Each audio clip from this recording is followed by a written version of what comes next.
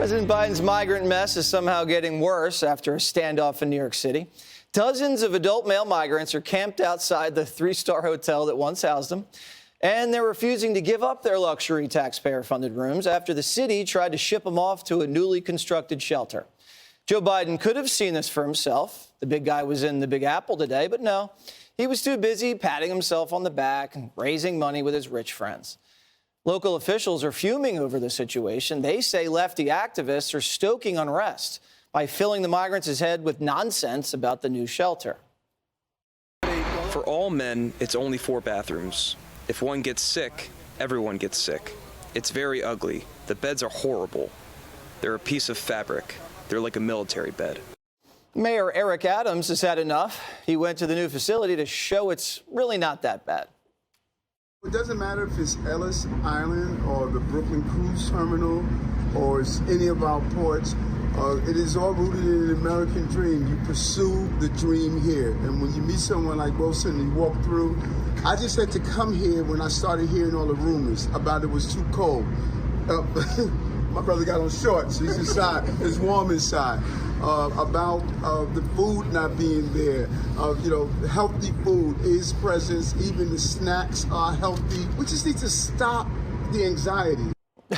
But hey, it's no wonder migrants don't want to go anywhere. An employee at a different hotel say it's a free-for-all. Chaos, total chaos. I mean, there's no accountability. The city, so-called running the program, allows these people to destroy these rooms. This is not your home. Unfortunately, the ones that are paying the price is the hotel workers, local 6 union workers. Those guys and those ladies endure a lot of disrespect from the migrants. And there is some nice migrants, but there's too much alcohol, too much drugs, and too much violence. Greg, how do you feel about the migrants' attitude about not wanting to live here or go there, especially since we're all paying for it? I think once you see migrants turning down free, good stuff given to them under the assumption that they would be grateful after much suffering and hardship, I'm beginning to think that their hardship was greatly exaggerated. They're coming here not because they're, refugees in danger from climate or crime or poverty. It's incentivized by our country to come here for jobs and free stuff. Because what desperate refugee comes to a sanctuary and complains about room and board?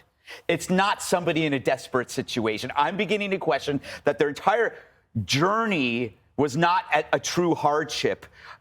If you're fleeing from something, it had nothing to do with root causes. It has something to do with what you're going to get when you come here. And it's clear, there was a question that nobody wanted to ask, including me, because you were too scared to ask. Why is it where migrants coming from Guatemala look far less fatigued than, say, a typical participant of a 5K charity walk? When they were coming over, they were healthy, they were young, they were wearing decent clothes. This is not the way I envisioned people that were on the run for their lives. Where were they dropped off? I don't know. How long were they walking? I don't know.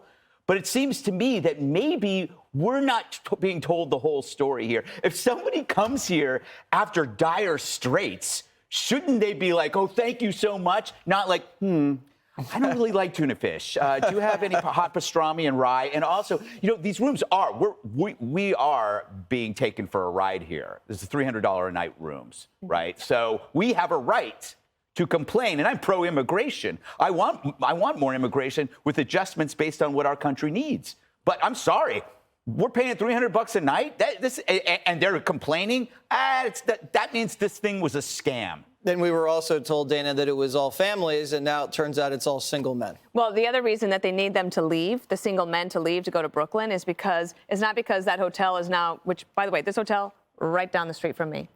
It's not like they were going to open it back up to tourists. It's because there are more migrant families expected, and the migrant families are going to take over those rooms. That's how it works. That's how that works. The activists are there on the scene, and they're telling them the law in New York is we have a duty to shelter. That's what it's called. So they know what they can ask for. But the thing is that when you cross the Darien Gap, like if you actually go through that jungle and you have gone through that, cannot imagine complaining about a scrap of fabric as your bed. Today, Biden did the tunnel over there by Hudson Yards with a new Lincoln Tunnel. This is something that Chuck Schumer has wanted for a very long time. Chuck Schumer, Gillibrand, the entire congressional delegation has said nothing about this. Biden, they cleaned up El Paso so much that he didn't even see anything when he finally went to the border. If they had stopped by there today, you know how presidents sometimes do these fake off the record, like, I'm just going to stop and get an ice cream. Mm-hmm. You can do it for things like this, too. Like, I just want to see what's going on.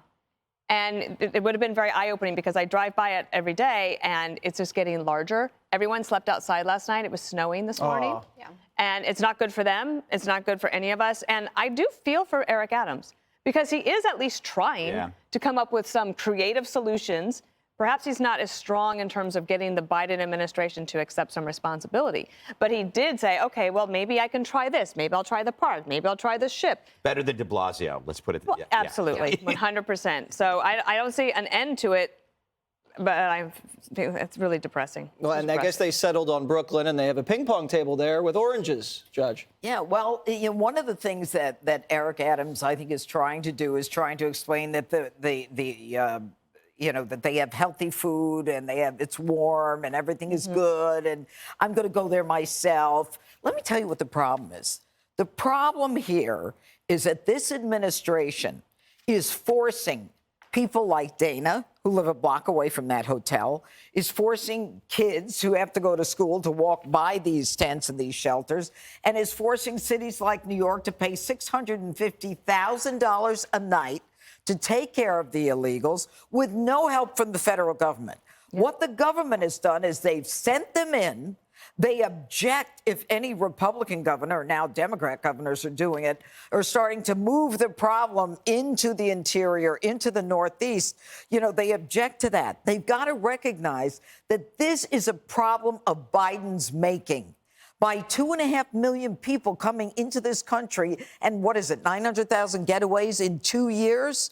Of course this is going to happen. Of course you got people like Eric Adams who's like trying to say we're doing the best we can. And I've been very critical of him, too. I do feel badly for him. If he's cutting the New York City budget to pay for illegals who are not happy with the food, and and according to employees, tons of food get tossed daily by New York City hotels because the migrants won't eat it. You're hungry, you came for asylum, and you won't eat the food we give you. But if we are paying for them, what are we not funding? We're not funding the police. We're not funding other Americans who have other issues, whether they're senior citizens, veterans in New York City. So this is a nightmare, and honestly, I think a lot of it is driven by activists. Yes. A lot of it is driven by Joe Biden. And I think a lot of people do come here to work. But in the end, if you're not grateful, you don't have to stay here. Yeah, their manners could use some improvement. That would help their image. Cotillion for all. It's embarrassing. It's embarrassing for people like me that say I live in a sanctuary city. I think that we should live up to that promise. The town of Ellis Island, as Eric Adams referenced there, no one who got off that boat said, inside is worse than outside, right? Or food is worse than no food. Right. Those are your options.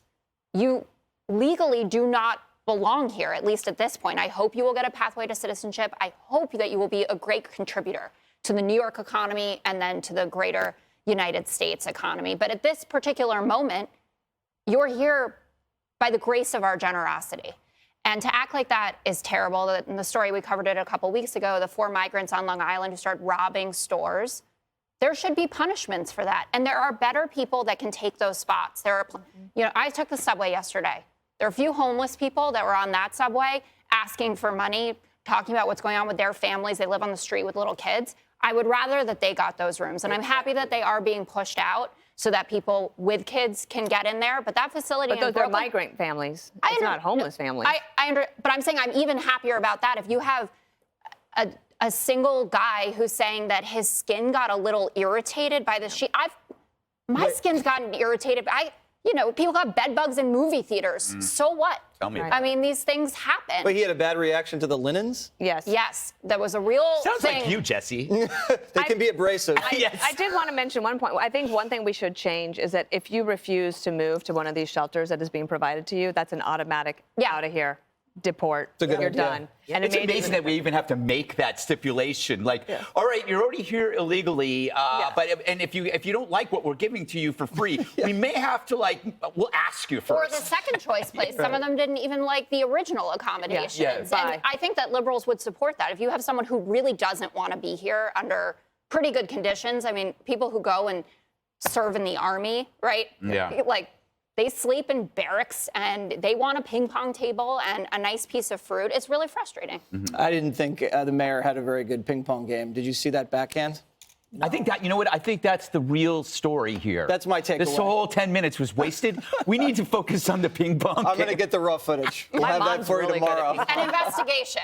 A full investigation at 7. Hi, everyone. I'm Brian Kilmeade. I want you to do me a favor. I want you to click to subscribe to the Fox News YouTube page. This is the only way that I know for sure that you're not going to miss any great commentary, any great news bites, any great interviews coming your way on Fox. You can get it all here on YouTube. So subscribe right now.